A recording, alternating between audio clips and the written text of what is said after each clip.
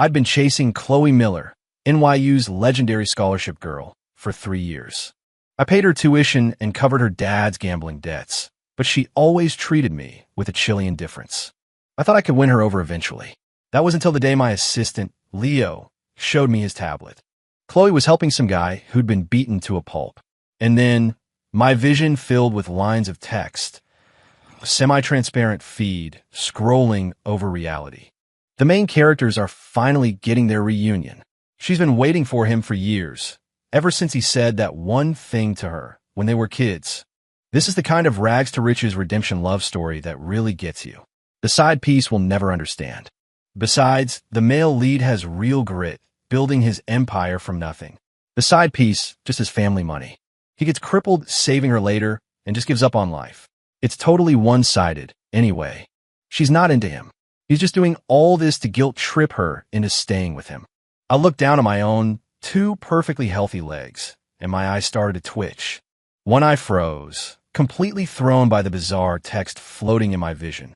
Leo, his expression perfectly calm, continued his report, holding up the iPad.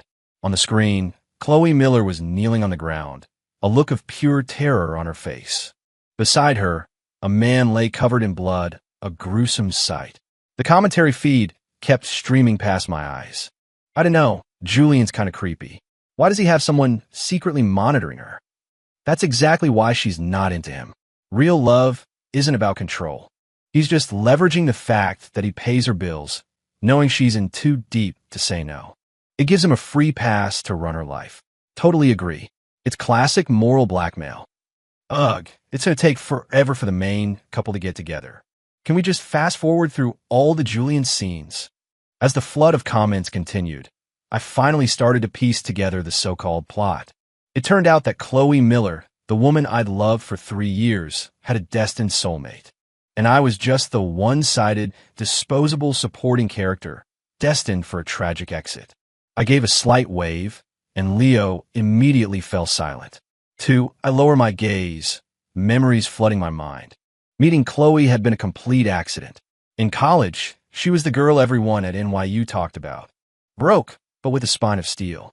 Thanks to the debts left by her deadbeat gambling father, she was juggling a full course load with paying tuition and covering his mess. She was fiercely dedicated, pulling straight A's to keep her scholarships and working multiple side jobs. One day, I saw her working as a waitress at a high-end restaurant in Midtown. A guy at the table next to mine, clearly trying to impress his friends, decided to mess with her. After a few hushed words, he took out a knife and deliberately sliced the side of his own leather briefcase.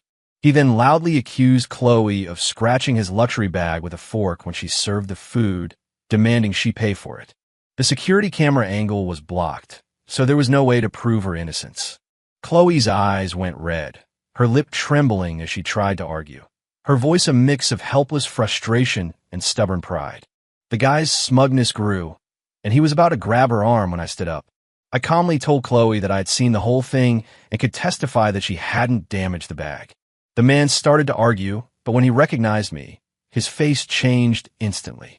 He backed down with a nervous smile, saying it must have been a mistake.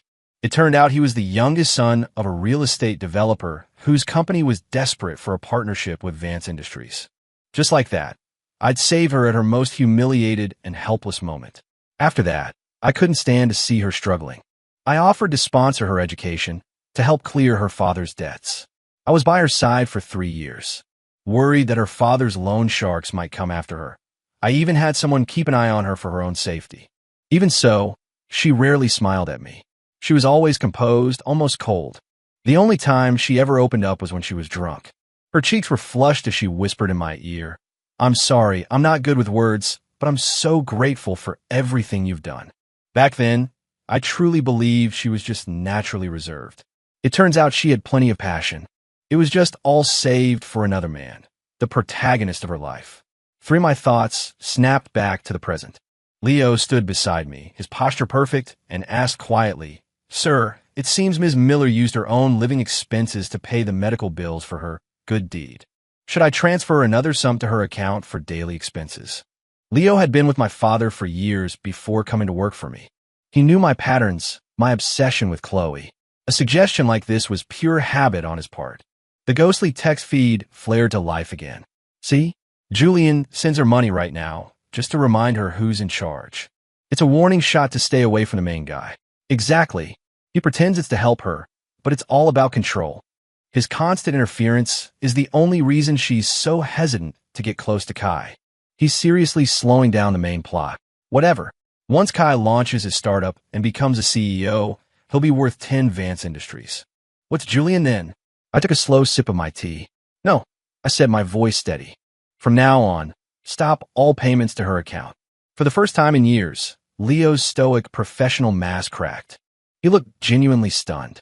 The endless stream of text in front of my eyes abruptly stopped. For after a few seconds of silence, a small, knowing smile touched the corner of Leo's lips. He nodded in approval. The text feed started up again, a unified chorus of outrage. Did I hear that right? What did Julian just say? Is he throwing a tantrum because he's jealous? Told you, this is how he controls her. The second she does something he doesn't like, he pulls the money to force her back in line. She's not going to bow to him. She was surviving just fine before he showed up, and besides, the male lead is about to hit his stride. If you really love someone, you don't force things on them they don't want in the first place. I ignored the commentary and turned to Leo. Bring me this quarter's financial reports. I want to learn how to handle company business. He paused for a moment, then quickly left the office. Chloe had always said she admired self-made men who didn't rely on their parents. So I had humbled myself, spending countless hours with her at flea markets, reselling secondhand junk. I had wasted my time and thrown away valuable opportunities to learn the family business. Looking back, it was clear she already had someone else in her heart, but was happy to let me believe I had a chance. And I, stubborn and naive, thought I could eventually win her over. Now that I could see the truth, the irony was crushing. Chloe spent all her time at the hospital with Kai and didn't contact me for days. Naturally, I didn't reach out to her either. In the original script, I was supposed to go to the hospital to find her. I would have walked in to see her gently holding Kai's hand, telling him about all the hardships she'd endured over the years.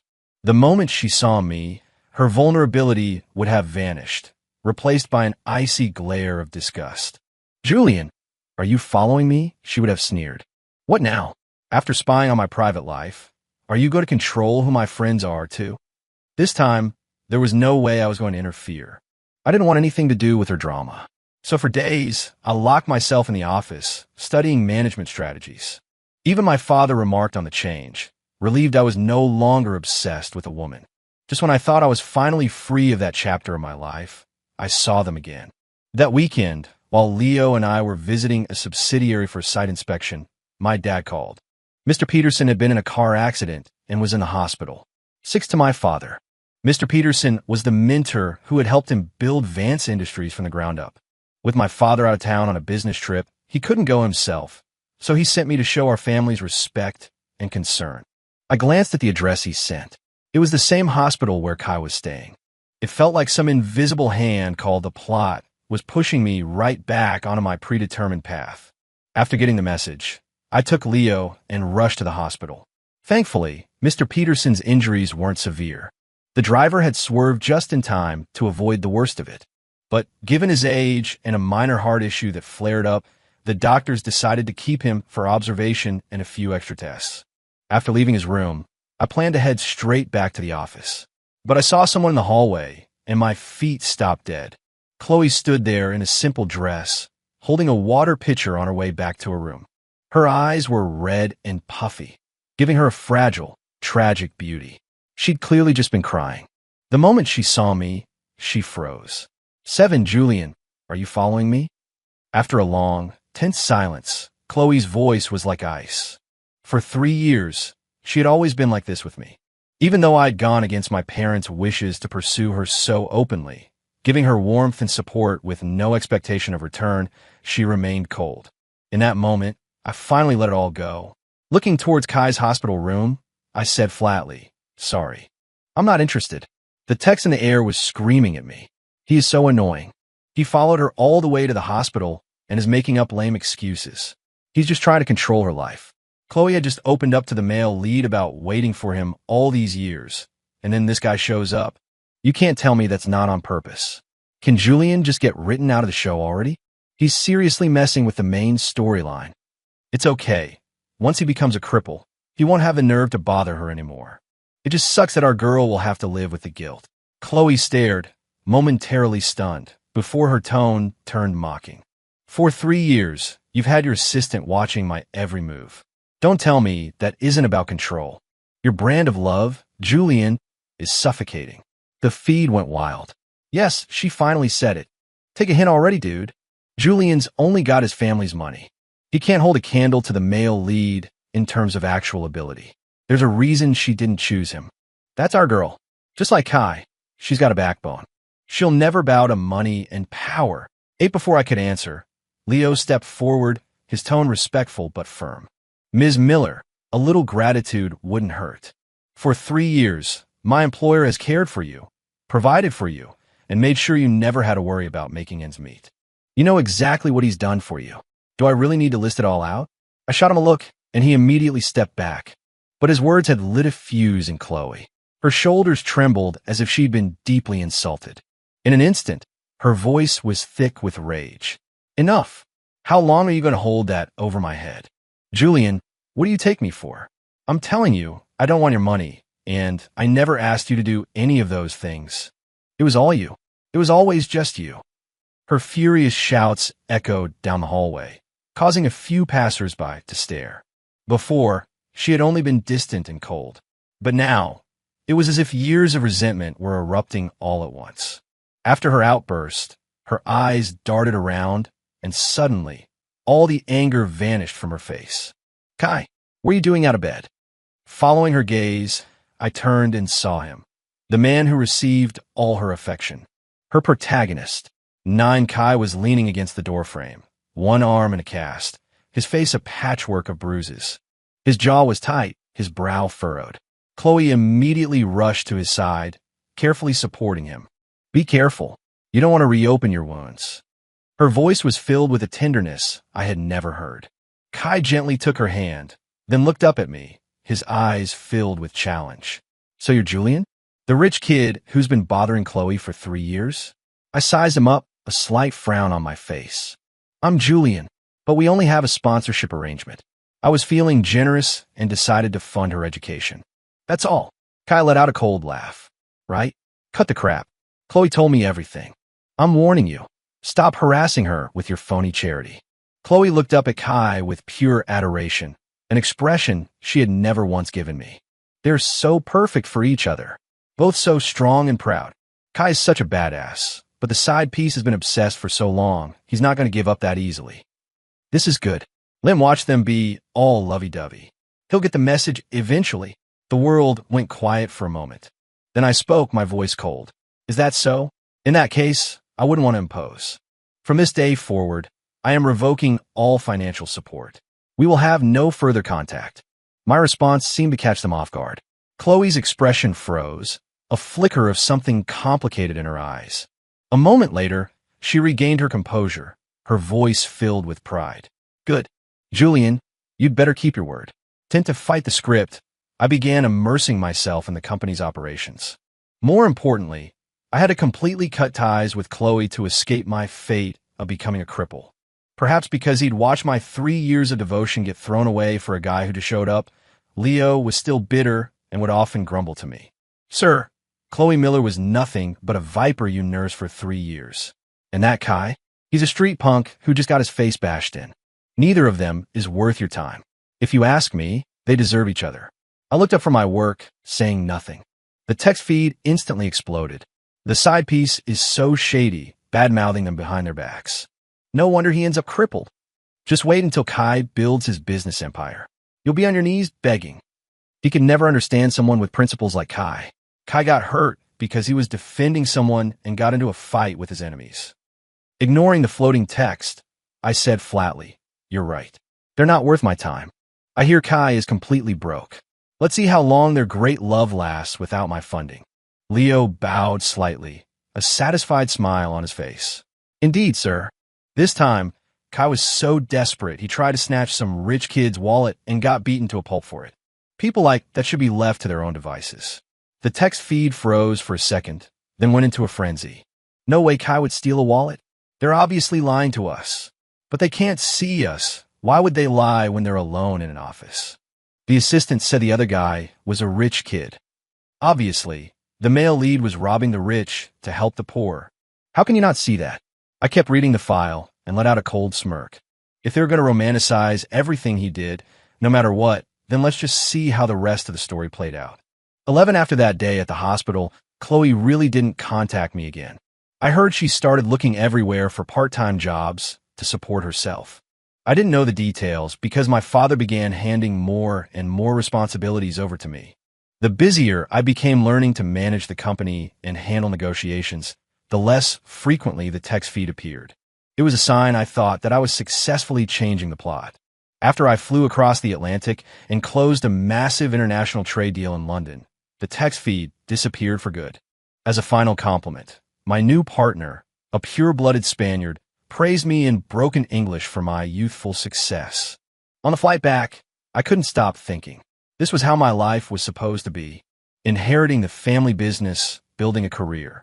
Not ending up in a wheelchair for the rest of my life for a woman who didn't love me. When I got back to the office building, I saw a slender figure standing out front. It was Chloe, dressed in a simple white dress. The stress of the last few months had clearly taken its toll. Her eyes held a weary, weathered look. Her striking, innocent face still drew glances from passers-by, which seemed to make her hold her chin a little higher, wrapping herself in an aura of cold pride. But I had no interest in getting tangled up with her again. I walked straight past her. 12 Chloe was stunned for a second, then quickly moved to block my path. Julian, are you done with this game? Did you really have to fly halfway across the world just to avoid me? What's the point? I looked down at her, my voice frigid. Don't flatter yourself. I was abroad on business. Since when do I need your permission? The coldness in my eyes must have startled her because her composure cracked. She looked away, then said in a low, awkward voice, "My bank card was frozen." That was you, wasn't it? I laughed, a short, sharp sound. Chloe, I gave you that card. Now that you want to sever all ties, I'm naturally taking back what's mine. Her face darkened. You promised you would support me until I graduated, she said, her voice tight with resentment. And now, just because we had one fight, you're using this to make me come crawling back. Julian, if I had known you were this manipulative, I never would have given you the time of day. I scanned her from head to toe. At that moment, the proud, righteous image I'd had of her shattered completely. She wasn't different at all. In fact, she was more two-faced than anyone I'd ever met. Chloe, you're so into that punk Kai, right? I said calmly. If you need money, go ask him. I'm sure he's got it all figured out. She immediately picked up on the sarcasm in my voice. Shut up. Kai's not a punk. He's just going through a hard time right now. Don't you dare look down on him. He's more ambitious and capable than you'll ever be. One day, he'll be more successful than you could ever dream of. Seeing her defend him so fiercely only made my gaze colder. Is that so? Then you can go home and wait for that day to come. Are you going to leave? Or do you want me to call security? She glanced at the uniformed guards standing by the entrance, and it finally dawned on her that I was serious. Her lips moved, but no words came out. Finally, she turned and walked away defeated. 13, it wasn't until I was back in my office that I learned the real reason for Chloe's visit. Leo informed me that her father had recently claimed he was betting one last time and ended up with a mountain of new debt. The loan sharks couldn't find him, so they started harassing Chloe. At first, she managed to make payments by working multiple jobs and selling off the gifts I had given her. But she eventually realized she would never be able to pay it all off that way. As for Kai, his story was supposed to be about building an empire from nothing. Right now, he was at square one with nothing to his name. Years of my support had conditioned Chloe to turn to me for help. That's why she'd been desperately trying to find me while I was out of the country. Thankfully, even now that she had found me, my resolve didn't waver. At the end of his report, Leo took off his glasses, his voice filled with emotion. Sir, the chairman always wanted you to take an active role in the company, but you were blinded by that woman and wasted so much time. To see you so focused and capable now, I know he will be very proud. I absent-mindedly stir my coffee, my thoughts drifting. I remember the text feed mentioning that in the original story, I paid off her father's gambling debts yet again. But not long after that, the accident happened. The accident that cost me my legs and turned me into a bitter, broken man. This time, I would avoid that tragedy at all costs. 14, I was on high alert, but I never expected the accident to happen so suddenly. Following my father's instructions, I went undercover to inspect a construction site owned by a partner real estate group. And there I saw them, Kai and Chloe. Kai was hauling stacks of bricks, his posture still straight and strong despite the labor. Chloe watched him with concern, periodically stepping forward to wipe the sweat from his brow. Even in dirty, rough clothing, her beauty was undeniable. A few workers whistled at her, but they quickly backed off under Kai's fierce glare. I suppressed a cold smirk and continued with my inspection. As I walked towards their section of the site, I heard a creaking sound from above. I looked up. A massive steel I-beam was plummeting towards the ground, already dangerously close. People scattered, screaming. I instinctively stumbled backward, my legs feeling like they were filled with lead. In my field of vision, 2 people weren't going to make it out of the way in time. From across the yard, Chloe seemed to spot me. Help! Her eyes widened in terror, but she never finished the word. A deafening crash echoed through the site. As the dust settled, the screams intensified. The steel beam had landed squarely on Kai's legs. His eyes were clamped shut, his lips pale. It was impossible to tell if he was alive or dead. Blood pooled beneath him, a horrific sight. Chloe was paralyzed with fear, her voice a choked sob. Kai, somebody call an ambulance. Kai, just hold on. 16, since I was a witness, I had to accompany them to the hospital to relay the details to our business partners for the official report. After emergency surgery, the doctors managed to stop Kai's bleeding. But when it came to his legs, the surgeon sighed. I'm sorry, we did everything we could. But the damage to Mr. Evans's legs is catastrophic, including severe nerve damage. Medically speaking, the chance of a full recovery is virtually zero. Chloe stared blankly for a moment, then completely fell apart.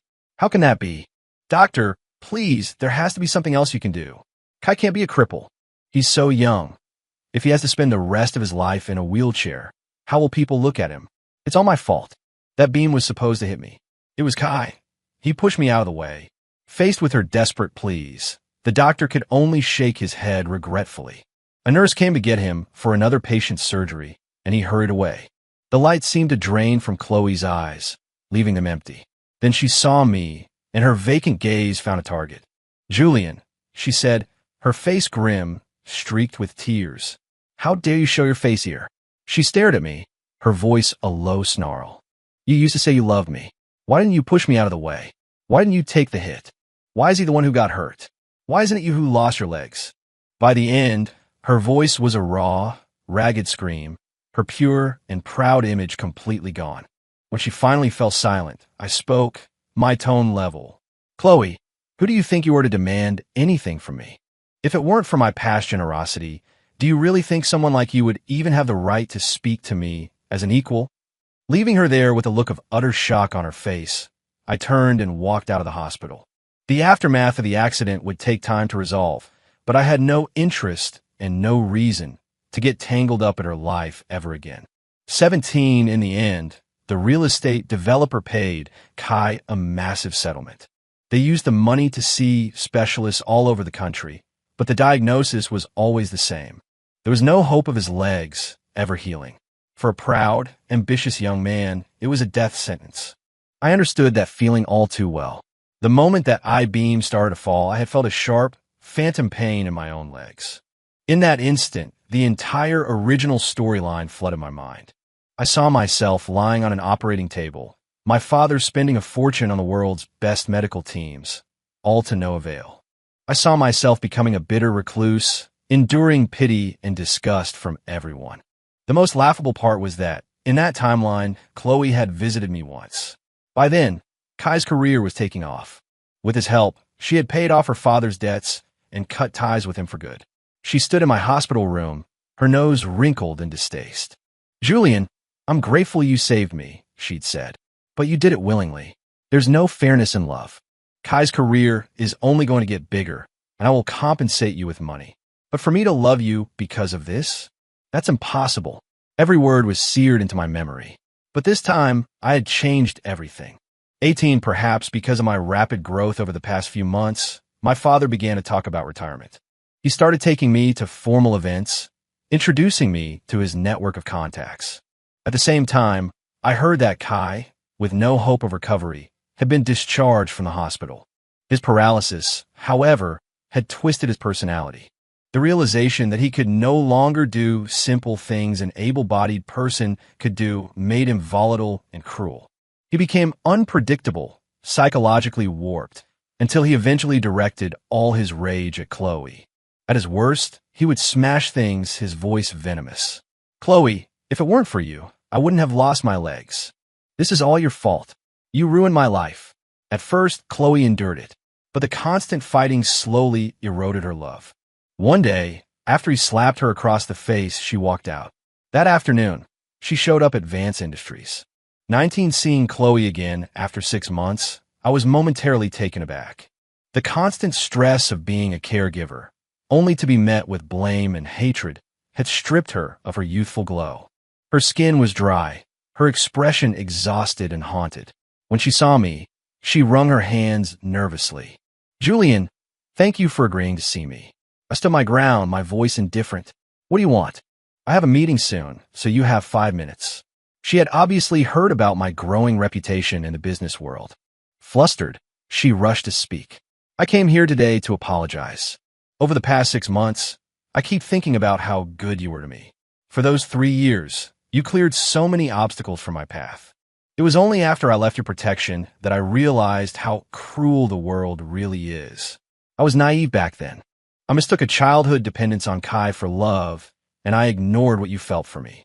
Can you give me another chance?" "Julian," this time I cut her off, my brow furrowed. "Are you saying you want to be my girlfriend?" As she looked at me with hopeful eyes, I gave a cold, mocking laugh.